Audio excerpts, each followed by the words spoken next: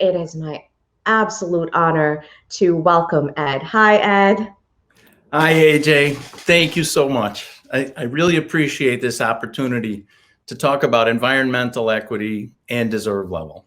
Thank you so much. So you know what, Ed, take it away and blow us all away. All right, terrific.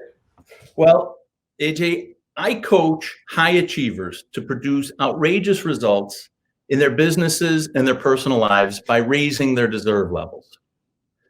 A central theme in my coaching is that the primary driver of the results in all areas of your life is that you get what your unconscious mind believes you deserve.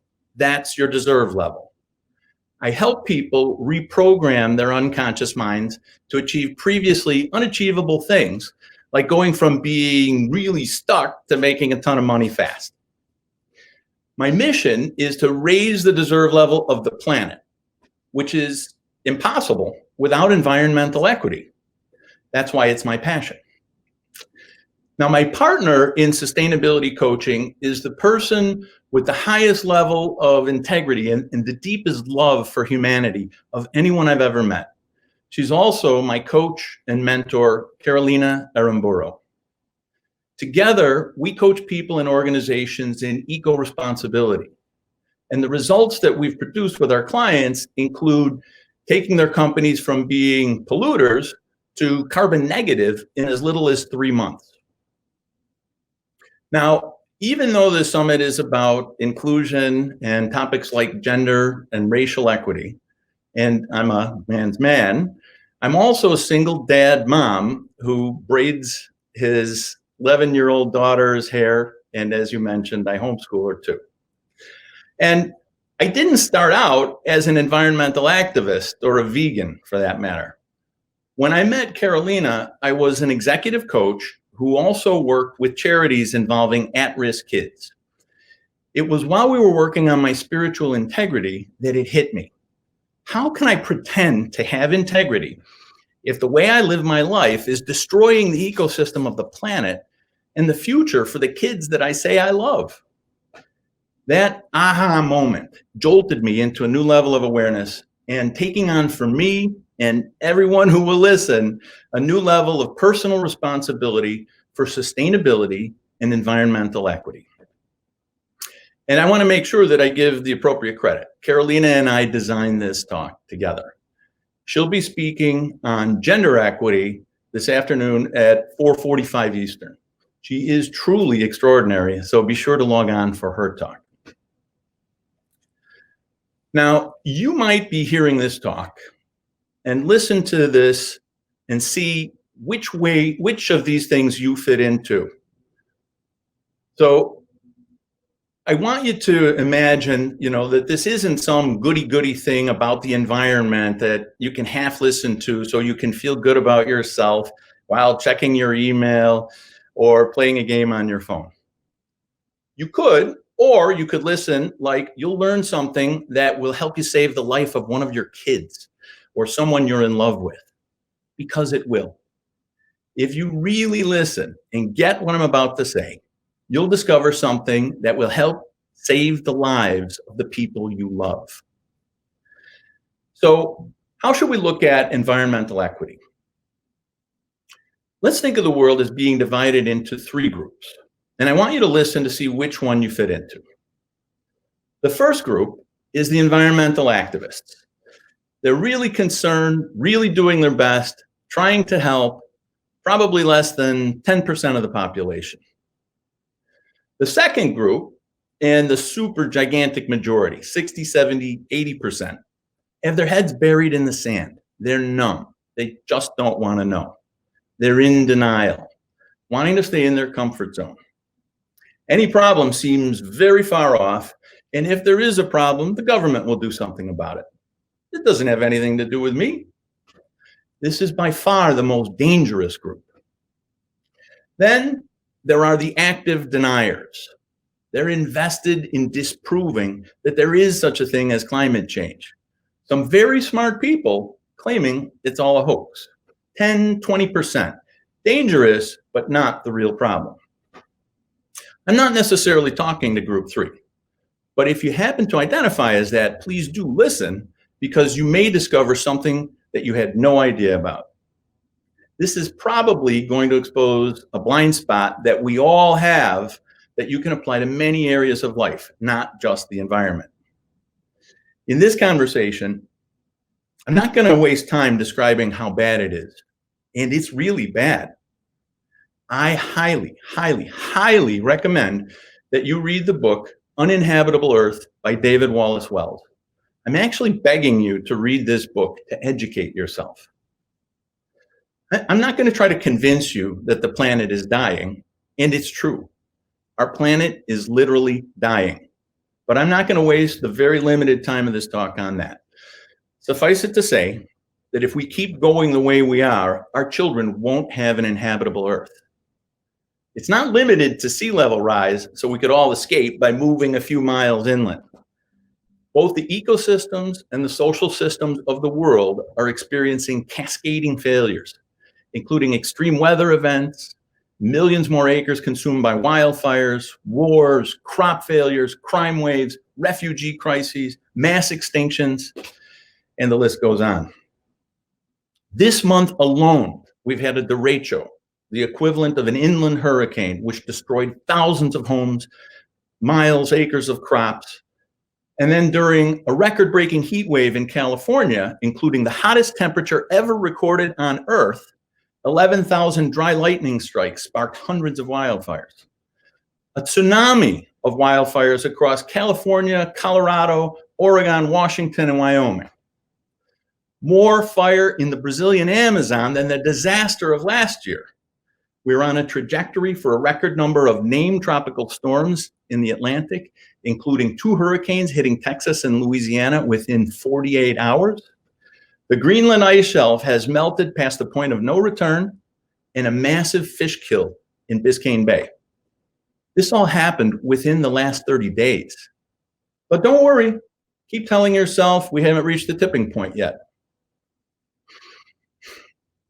We're all contributing to this, even those of us doing everything we can think of to help the environment, because there aren't enough of us. So we're just doing what we can to take care of our integrity, and it's not making that much of a difference. Oh, by the way, we don't need to save the planet. The planet will be fine. It's humanity that's suffering and will be pushed to the brink of extinction. Suffering as a result of climate disaster is our probable, almost certain future. In fact, it's already here. But this talk isn't actually about that. Please read this book so that you can get what's really happening. And no, I don't get anything from the sales. No matter who you are, listen to this. I'm out to say to all the deniers, pay attention, because you're right. If you're a climate denier, you're right. The environment going down the toilet isn't the biggest problem. The problem isn't climate change. It's really not. It's not the biggest challenge of our lifetime. Now, those of you who are environmentalists, climate evangelists, you might be having a heart attack hearing this. Oh my God, what's he saying? Just keep tuning in, because you're going to discover a tool in this conversation that you didn't have before. The real problem isn't carbon or plastic pollution or the destruction of the Amazon or the world's oceans. I'm going to talk to you about the real problem in a simple, practical way to fix it. If you learn something today, if you get something useful in this conversation, you have my permission. And in fact, I request that you spread this talk. You're welcome to share this talk with anybody and everybody. And every time you do, all I ask is that you send people to check me out. Send people to check out my partner, Carolina Aramburo, and our network of coaches, Soulful Radical Results Coaching. We can get you to make sure that you have your integrity in an issue that is going to become, no kidding, history. Now, in the time we have, I'm going to introduce you to some powerful tools. And I recommend that you get a notebook, that you sit on the edge of your seat and that you write down some super important points. Don't let yourself be numb to this. Yes, I'm talking to you, sitting in that chair, about to text your friend. Get every drop of value out of what I'm about to share with you. At the end of this talk, I'm going to give you a way to access some additional resources that you can use to expose more blind spots and raise your deserve level in every area of your life. Who doesn't want that? Life expectancy keeps going up, and as long as technology keeps increasing, and if we don't destroy the planet first, you might well live to be over 100 years old. And if you pay attention, you're going to get tools that you can use, not just to help change the course of the climate conversation, but in every area of your life. The only request is that every single time you use it, you give credit. That's the only request. We're not going to ask you to make a donation, plant trees, or anything. And trees are awesome. If you want to plant some trees, by all means, go ahead. So here's the real problem. It's not the warming of the planet or the plastic choking the oceans. It's environmental integrity, not even environmental equity. The real issue is environmental integrity. And because none of us has environmental integrity, we create environmental inequity and injustice. So the poorest people on the planet suffer with the biggest catastrophes. Children and adults around the world are suffering, getting sick, dying, not because of climate change, but because of our lack of environmental integrity. Neither you nor I have environmental integrity. Wait, what? How can you be saying I have no integrity? I'm here listening to this, aren't I? Don't I get any credit for that? I might not be using integrity the way you're used to. I'm talking about integrity like a ship's hull has integrity if it keeps the water out. Every time you or I do something that isn't good for the environment, say driving a gas-powered car to the grocery store, we're drilling a small hole in the hull of our ship. The holes aren't so tiny that we don't even notice it, but we just keep drilling. We don't notice that the ship is sinking until it's too late. You'll notice when the captain says there aren't enough lifeboats. Now we have to decide who to let die. Oopsie. The source of the suffering is not the lack of environmental equity. Environmental equity would be a wonderful utopic goal. And we have the opposite of that on the planet right now. But the source is the lack of environmental integrity of every single person on the planet. That's causing the suffering. Now I'm going to throw on the brakes. Where are you at?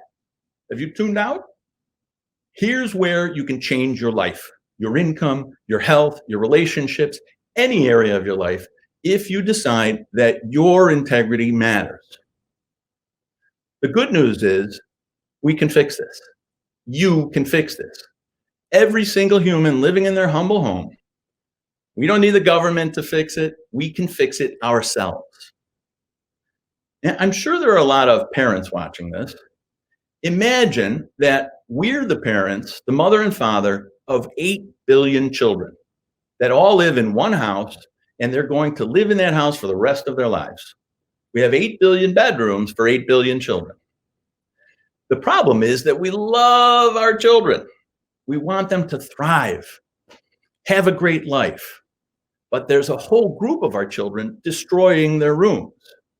There's a bunch of the children, maybe 10, 20%, that live in penthouse-like bedrooms at the top. Awesome for them. A lot more of them live in more medium or average rooms. You can see the lack of environmental equity right there already, but no problem. The remainder live in modest or poor rooms.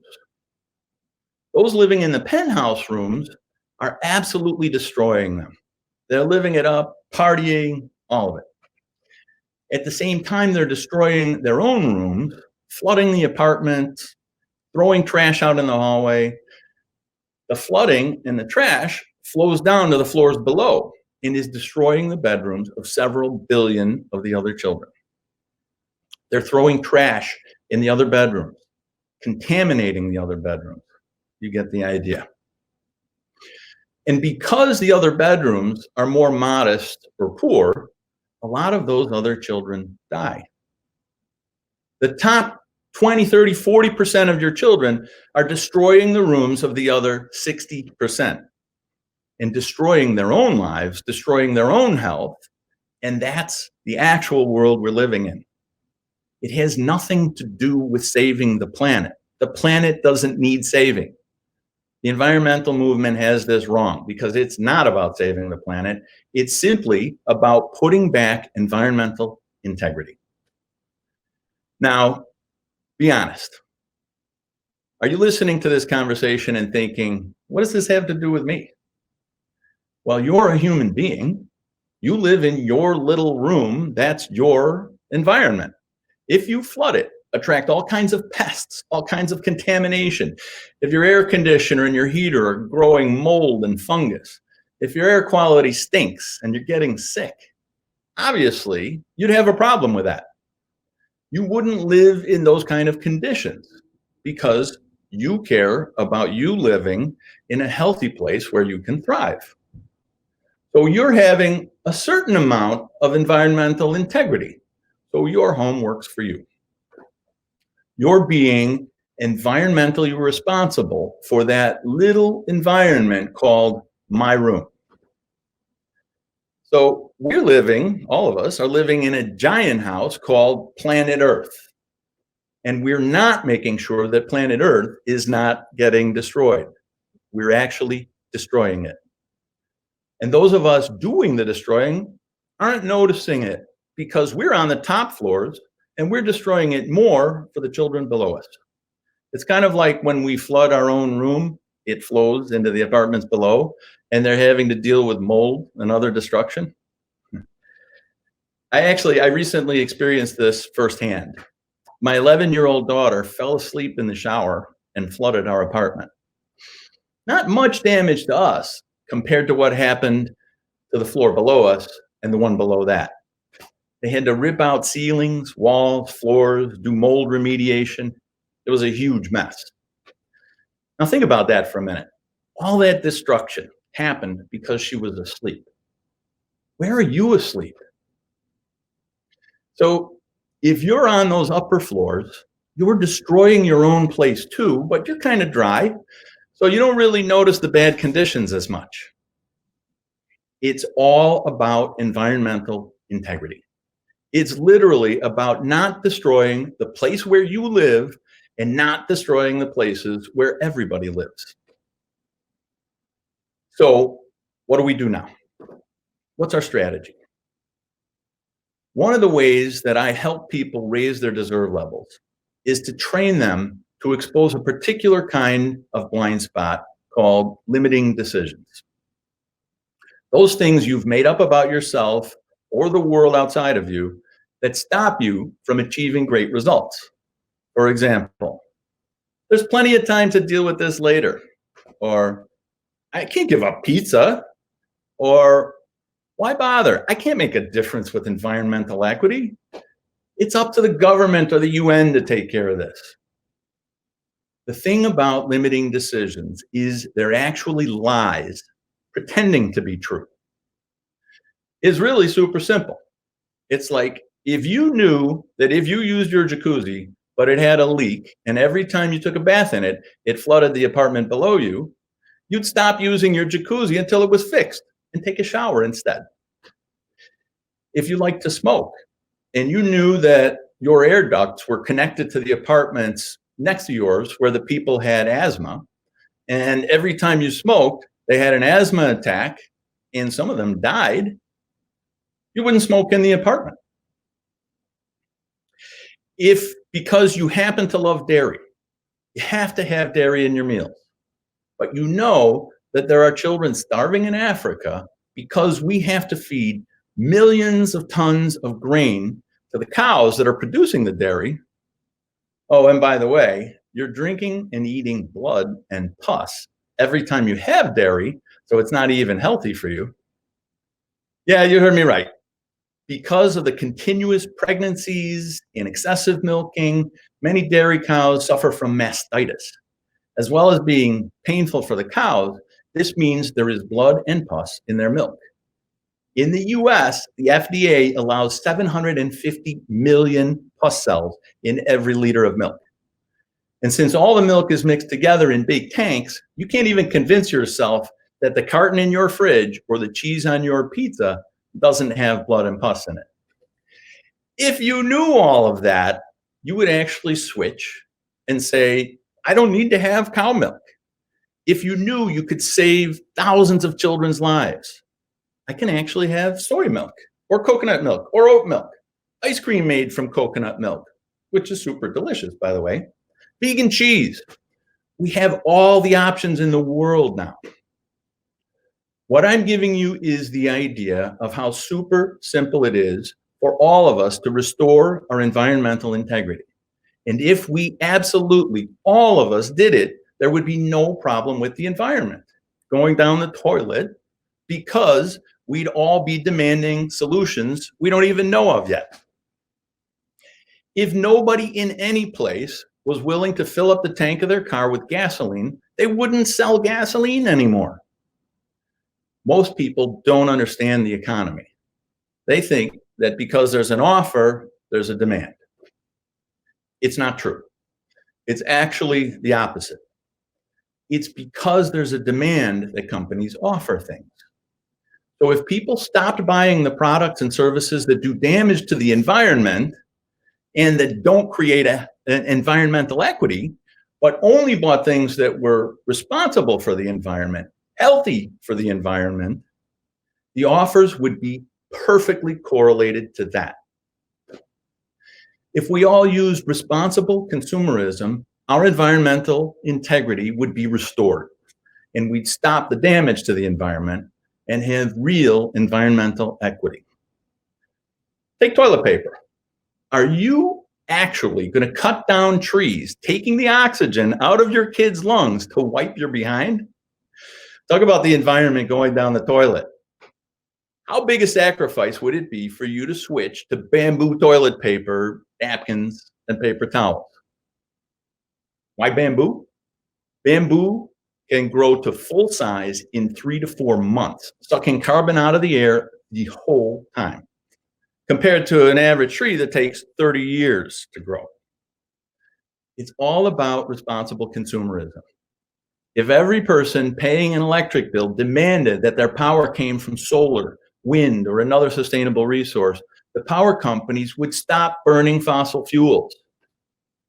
If every person only ate the foods that were still sustainable and delicious, if every builder only built using green materials and practices, we would be totally fine. If you not only gave up dairy, but cut the amount of beef, chicken, or other animals you ate in half, so that you only caused half as many kids to die, you'd be making an enormous impact. It's all about the integrity with which we live in our home environment. It's about how we spend every penny. You and I need to take a minute and look in the mirror. Are we spending on things that are destroying the planet and killing people around the world? Or do we have environmental integrity? It's only one or the other. There is no third choice. Would you buy and feed poison to your kids? We need to make the choices of what we buy like the lives of our children depend on it. And of course they do. Remember what I said in the beginning about the super majority of people who don't think it's their job to do anything about this? What happens if you, in the silent majority, do nothing? Now, get that notebook out and write down this key point. As Carolina taught me years ago, any great idea, amazing discovery, brilliant insight is absolutely worthless without action. What will you do with what you see from this conversation? If as a species we raise our deserve level, we would restore our environmental integrity globally, and we would have real environmental equity. Then and only then would we not need to be concerned about an uninhabitable Earth for our kids. As I said earlier, please share this talk. Make sure to send people to check me out at edbalke.com, to check out Carolina at carolinaaramburo.com, and our network of over 300 coaches at Soulful Radical Results Coaching. Now, in this talk, there hasn't been time to give you more than a tiny taste of the huge amount of information I use to coach people in raising their deserve levels and restoring environmental integrity. If you send me a quick email, as my gift to you, I'll send back a terrific list of the very specific things you can do to raise your deserve level and restore your environmental integrity. So send me an email and I'll send you this with all of the different ideas and resources. Now, I'm not going to ask you to subscribe to anything or try to sell you anything. It's my gift to you and also to my kids in the form of a world with environmental integrity. I just gave you way too many websites and emails, didn't I?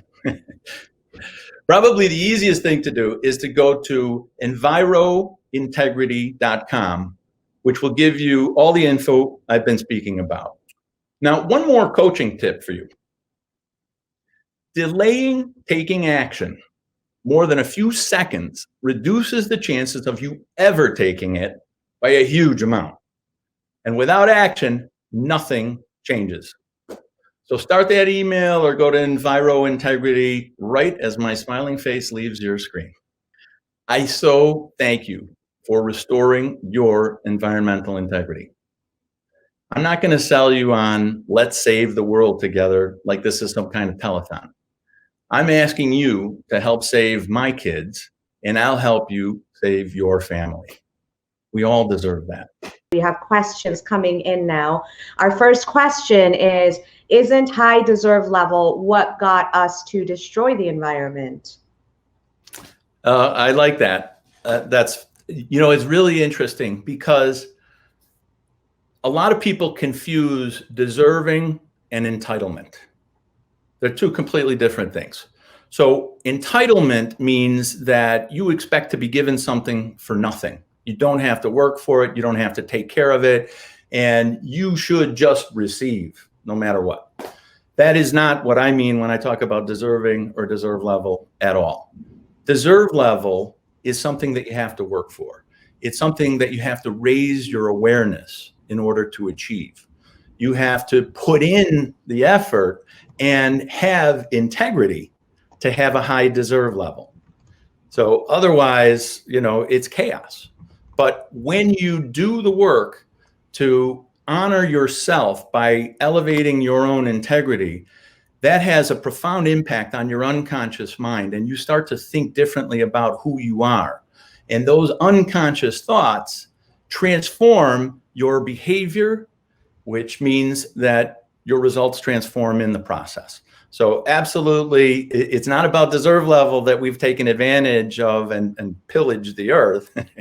What we need to do is raise our deserve level to restore it to a healthy and natural state. Absolutely. And I actually have a question for you.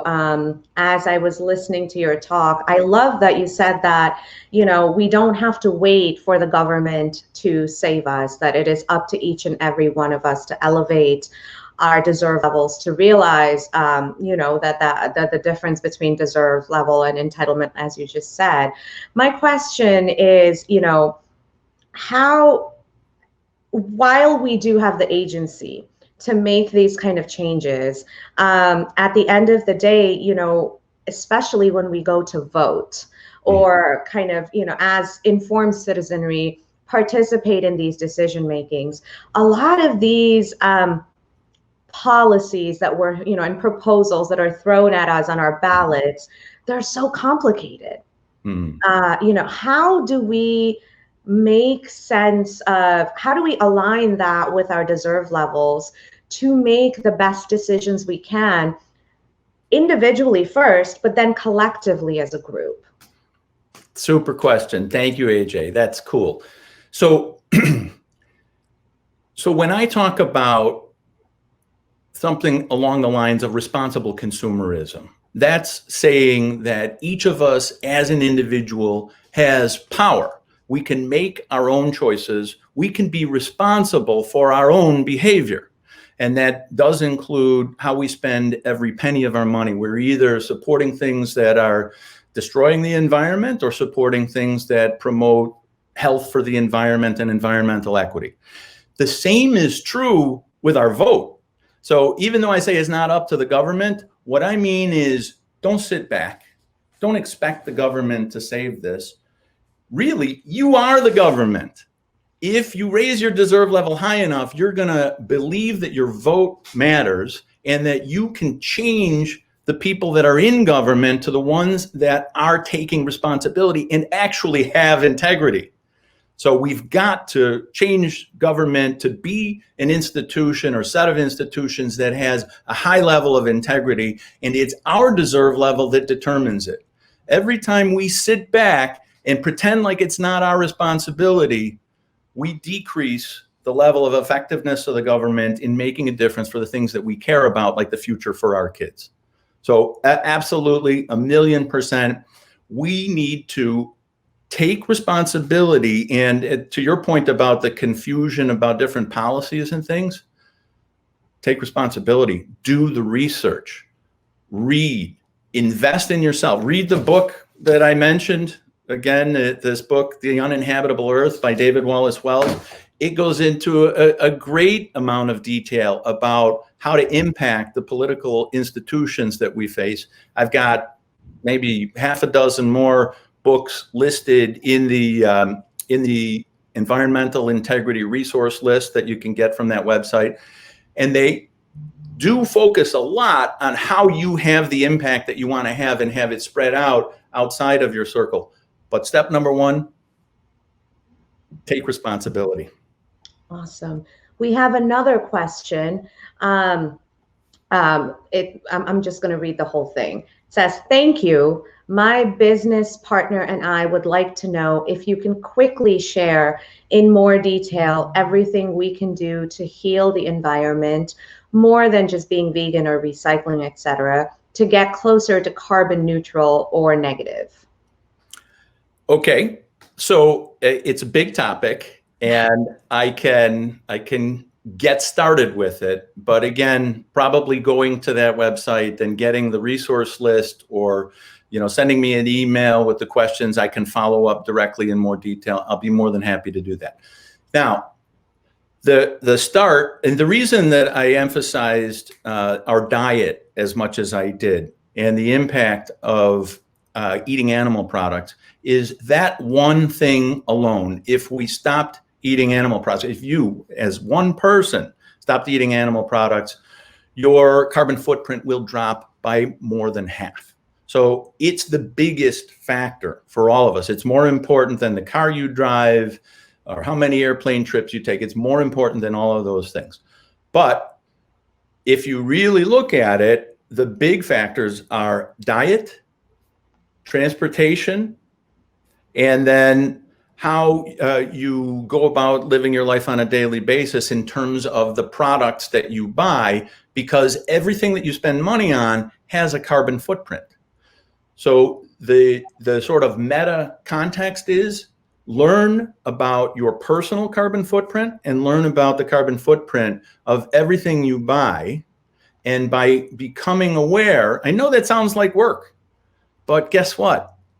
It's up to us to change the future. If we aren't willing to do that work, the consequences are incredible.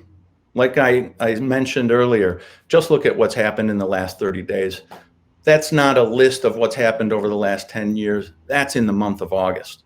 So the most important thing is the biggest thing that you can do to impact the environment in a positive way is to take responsibility and do the work yourself to understand what each of the things that you're doing does to impact the environment in a positive or a negative way. Absolutely. There is one more question. Do you feel recycling helps? And why doesn't the US start handling our own recycling waste ourselves? Is it too costly, or is there no return on investment? Okay, so again, I talk about this in that resource list, but recycling does make an impact. Just if you think about it logically, everything that you put into a landfill sits there and decays and releases carbon. So yes, it uses land, but probably the greater impact is the carbon that it releases as it decays. So it does make a difference. Why the US doesn't deal with our own recycling more than we already do? Lack of responsibility. And the 60, 70% or so of people who just don't want to hear about it, who don't want to take responsibility and think it through and understand the impact that they're having. Now, if you recycle, terrific. And I don't want you to think that recycling is the panacea. If switching to a plant-based diet is going to reduce your carbon footprint by more than 50%, recycling is going to have a much smaller impact. Important, but much smaller. Okay, so it's take the whole thing in context. So your diet is number one, probably your transportation is number two. And then there's a whole collection of things that fill out like the bottom 20% of the impact that you have. Okay, great. I'm not sure if there's going to be more questions coming up, but we do have a few minutes. So while we wait for that, I just want to read you some of the comments we've gotten on this, including, thank you for the honest answer in response to the last question. But some of the other comments have been great content, so valuable. We don't know enough about this topic or the effects of our actions. Great information and perspective and actionable. Thank you, Ed. Potent talk. Amazing, Ed. Wish you could wave a magic wand and raise the deserve level of the planet. What a world we would have. And the last comment we're getting is thank you for clarifying. Sounds like there is a lot of work to do. So I appreciate that. I love all of those comments. Of course, I am extraordinarily passionate on this topic because, and I talk about Carolina a lot, and, people will get to see her later today. But one of the things that had the most profound impact on my life of anything that I've ever done in decades of coaching and being committed to personal growth and development, discovery, elevating my level of spirituality, all of those things. The thing that had the most profound impact was starting to work with Carolina. And one of the things that she taught me was that any person can have a world-changing impact if they let go of the idea that they're small. We are limitless. You, whoever you are, if you think that there's a limit to what you can accomplish in life, if there's a limit to the impact that you can have, it's BS. It's made up. And that's the kind of work that I do in my coaching practice because it's not magic. It isn't a magic wand. But what I will tell you is when you find the unconscious blockages holding your deserve level here when it should be here, everything changes, including your impact and your ability to make a difference with the environment and environmental equity. So I really do appreciate those comments because that's what I care about the most. It's a future for my kids and, all the kids in the world. I love kids. Absolutely. And it's not just your passion, right? You've taken the responsibility as you teach to invest your time and resources into learning about this enough to become so well versed that you can talk about this and teach about this articulately and help others with it. So I think, you demonstrate through your actions what is possible when you take responsibility for whether it's your passion or a cause or a need. Whatever it may be, when you take responsibility, this is what is possible. So you absolutely demonstrate that with who you are, just who you are, period. So thank you so much. We have one last question before we wrap up. How long do you think we have before there is no return? Well, isn't that the greatest question? So people talk a lot about tipping points. And, you might think of that as the point of no return. In The Uninhabitable Earth, he talks about how it isn't like there is going to be one day, like there was this kind of wacky movie about the end of the world due to climate change. I think it was called The Day After Tomorrow. And he uses that as an example in the book because it makes it seem like things are going to kind of muddle along for a while, and then one day all hell breaks loose, everybody dies. That's not a very likely scenario. That's probably the most unlikely scenario. What's really happening is that we hit individual tipping points and things go really bad for a certain part of the environment that create suffering. I gave you a list of things that was by no means a complete list, but things that happened in the last 30 days, 28 days, that seemed like it was a list of catastrophes over the 20th century, something like that. 28 days. So we have hit those tipping points. The estimates are that by the time my daughter is a young adult, there will be hardly any coral reefs for her to visit if she decides to take up scuba diving. That is something that I grew up with. At her age, I went diving for the first time, and it was glorious to be able to see all of that life underwater. What we have now is plastic pollution at the deepest point of the ocean, in the deepest trench, miles below the surface of the ocean, there's plastic. It's in every fish. The coral reefs that I dove on when I was her age are almost all gone. More than half of the Great Barrier Reef in Australia, which was one of the most amazing of God's creations I had ever seen, more than half of it's gone now. So when are we going to hit the point of no return? We have already hit the point of no return for so many things. Millions of species of animals and insects and birds gone. So how much more of that do we want to take? I think that's really the question. The suffering keeps going up. People are worried about influxes of immigrants coming from South America. Why are they coming up here? Because they can't grow crops anymore in the land that used to sustain them. So the point of no return, I don't know. It's going to get worse, and then it's going to get worse, and then it's going to get a lot worse. And it already is way worse than it should be. So I'm sorry, I can't give you a particular date to say that's it. No human life will be sustainable after, June 29th, 2034.